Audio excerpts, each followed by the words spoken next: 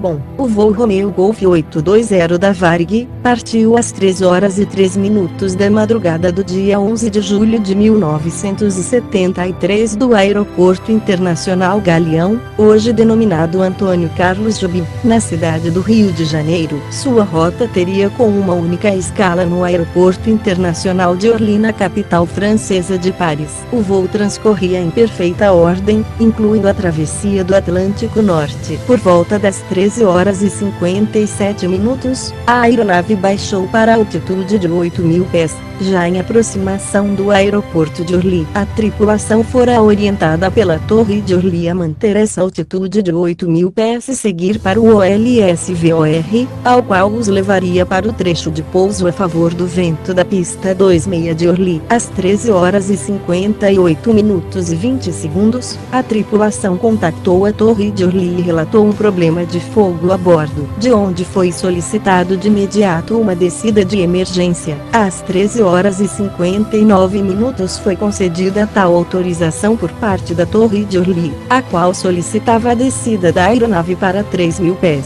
e alterava o pouso da pista 26, para a pista 07, o que lhes permitiu uma aproximação direta, sem precisar entrar no tráfego de pouso. Como foi dito antes, iniciou-se um incêndio no fundo do avião, sendo que o mesmo era em um dos banheiros. Os comissários de bordo, ao perceberem o fogo, correram para apagar as chamas, mas apesar de seus esforços, logo todo o avião estava tomado por uma fumaça densa e tóxica, asfixiando os passageiros e tripulantes que ali estavam. Então a rádio da Torre de Orly dava autorização de descida para 2.000 pés. Às 14h01, a tripulação da cabine de comando colocou a máscara de oxigênio, pois a leitura dos instrumentos estava prejudicada pela fumaça intensa que invadira a cabine. Às 14h02, o piloto decidiu fazer o pouso de emergência 5 km da pista, já com o trem de pouso abaixado e os flaps em full. O Boeing 707-345C se aproximou com considerável atitude, já de nariz para cima em posição de pouso, e trem de pouso abaixado e com ligeira margem à esquerda da direção da pista. Bem, a fumaça já havia invadido toda a cabine e os pilotos acabaram perdendo a comunicação com a torre de controle de Orly. Eram exatamente 14h02, foi onde, em reação rápida dos mesmos, resolveram por fazer o pouso de emergência, em uma manobra habilíssima do comandante Gilberto Araújo da Silva e de seu primeiro oficial Antônio Fusimoto,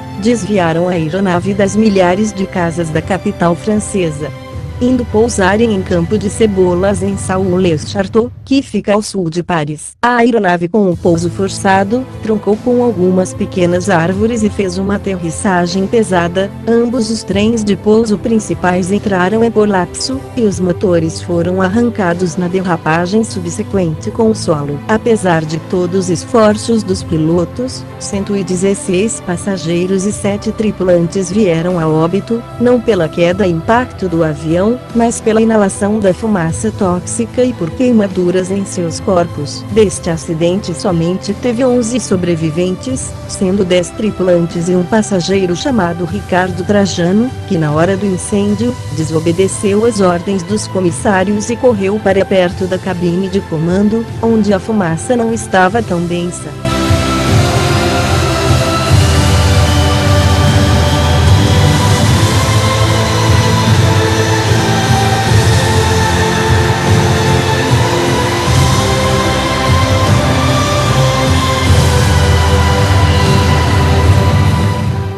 Segundo o Bureau d'Enquêtes et d'Analyses pour la Sécurité de l'Aviation Civile da França e órgãos brasileiros, os elos da tragédia começou quando o incêndio se iniciou no Toilette, poucos minutos antes da chegada à escala na França. O avião já se encontrava em procedimentos de descida, com todos os passageiros em seus assentos presos pelos cintos de segurança, quando a fumaça começou a tomar a aeronave, provocada por uma bituca de cigarro acesa largada no banheiro. Membros da tripulação tentaram conter o incêndio que iniciava no fundo do avião, na área dos banheiros, mas não conseguiram encontrar uma maneira de apagá-lo. A aterrissagem de emergência foi feita há pouco mais de 1 minuto para chegar-se à pista 7 do Aeroporto Internacional de Orly. Os pilotos infelizmente não conseguiam ver nada através da fumaça que invadiu a cabine, e com isso perderam a comunicação com a torre de comando do aeroporto. Quando a aeronave realizou o pouso de emergência, a maioria das pessoas a bordo já se encontravam mortas, intoxicadas pela inalação da fumaça. Apenas um dos passageiros sobreviveu. Seu nome é Ricardo Trajano, de 21 anos, que se recusou a atender a ordem dos comissários de ficar sentado preso pelo cinto e pousou sentado no chão e agarrado na porta da cabine, enquanto a maior parte da tripulação deixou o avião pela saída de emergência da cabine do piloto. O comandante do voo, Gilberto Araújo da Silva, que sobreviveu à tragédia, viria a desaparecer 6 anos depois deste acidente, em 1979, enquanto comandava outro voo, agora em um avião de carga da Varig, sobre o Oceano Pacífico, na rota Tóquio ao Rio de Janeiro, com uma parada em Los Angeles, nos Estados Unidos. Entre as vítimas fatais do voo 820, estavam personalidades como o cantor Agostinho dos Santos. Tão bonita manhã, na vida uma nova canção. Santos, a atriz e socialite Regina Leclerc, o iatista.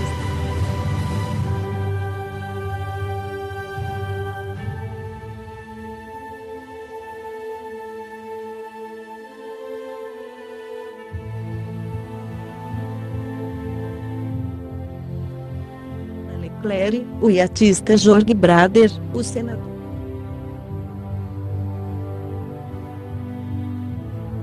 Brader, o senador Filinto Miller, então presidente do Senado Federal, e os jornalistas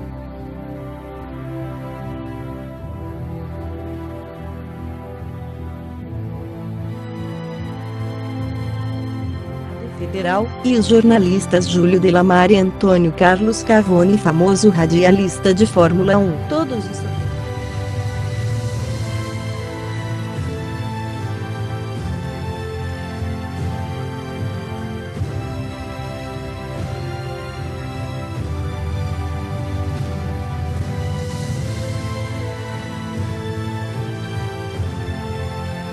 Todos os sobreviventes escaparam com ferimentos, de queimaduras a fraturas pelo corpo, provocadas pelo pouso forçado no terreno irregular, incluindo o primeiro oficial Antônio Fusimoto, responsável pelo comando nos momentos finais e pelo pouso no campo, por completa impossibilidade de visão do comandante Gilberto Araújo, com fratura exposta no braço.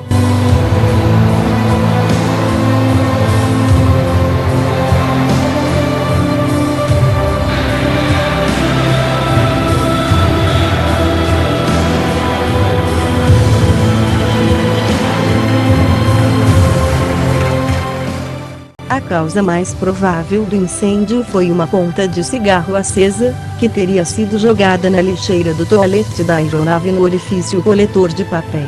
Após o desastre, a Federal Aviation Administration exigiu medidas de segurança em todos os aviões, medidas estas como a colocação de avisos proibindo o fumo nos toaletes, bem como a proibição da colocação de cigarros nos cestos de lixo. Foi feito também o anúncio aos ocupantes de que é proibido terminantemente de fumar naquele local, além da instalação de cinzeiros em determinados pontos da cabine, e, na realização de inspeções periódicas nos toaletes. Como sempre falamos, nenhum acidente na aviação é em vão. Medidas foram tomadas assim, aumentando a segurança nos aviões. Uma dessas medidas seria o banimento total contra o fumo, que seria adotado em todos os aviões e voos nacionais e internacionais.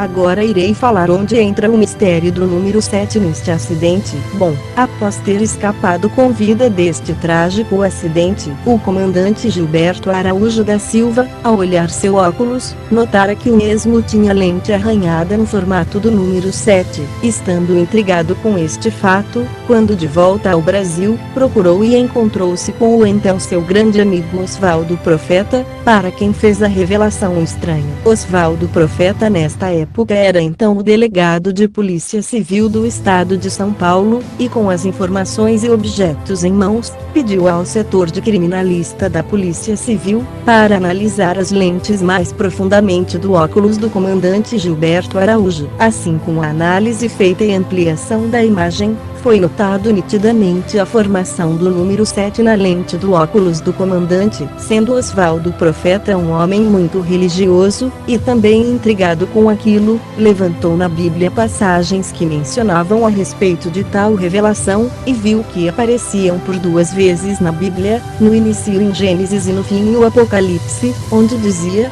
em Gênesis, e Deus descansou no 7º dia, já no livro do Apocalipse, e no meio do trono o Cordeiro, como tinha sido morto. Ele tinha 7 chifres, bem como 7 olhos, que representam os 7 Espíritos de Deus enviados por toda a Terra. O fato que isso deixou o comandante Gilberto Araújo mais intrigado, e sentando com Oswaldo Profeta traçaram os fatos do ocorrido e viram que ocorrera e as coincidências apresentadas. Primeira, ele pilotava um Boeing 707. Segundo, com a queda formou-se o número 7 na lente de seu óculos. Terceiro, na aeronave embarcaram 117 passageiros e 17 tripulantes. Quarto, dos tripulantes somente 7 morreram. Quinto, o único sobrevivente dos passageiros foi Ricardo Trajano, cujo seu nome é formado por 2 setes. Ou seja, Ricardo tem 7 letras e Trajano seu sobrenome também tem 7 letras. Sexto, a idade de Ricardo na época era de 21 anos, que é um múltiplo de 7. E, sétimo, Gilberto Araújo tinha 7 filhos, ao qual tivera com sua esposa. Coincidências ou não, diga-se de passagem, mas foram fatos. Isso é além de se contar que o horário real da decisão do pouso e queda fora às 14 horas e 2 minutos, que cuja soma na numerologia dá 7, pois 1 mais 4 mais 2 dá 7. Bom pessoal, chegamos ao fim de mais um caso misterioso dos acidentes aeronáuticos. Se gostaram, deixe seu like aí embaixo, e se não é inscrito, se inscreva. É fácil, é só clicar aí no ícone do comandante. Ah, não esqueça de acionar o sininho de notificações. Por favor pessoal, nós vimos que tem bastante vídeos com grandes visualizações, mas poucos deixam seu like, ou se inscrevem em nosso canal. Precisamos muito deste apoio de todos vocês. Então vou terminando por aqui. Um beijo aqui da Raquel, e até um próximo vídeo. Tchau pessoal.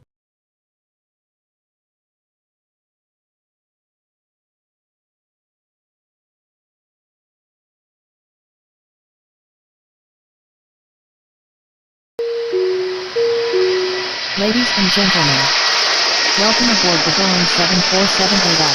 From Rotator in partnership with Emirates and American Airlines, we welcome the flight of at 12 hours and 50 minutes to Miami.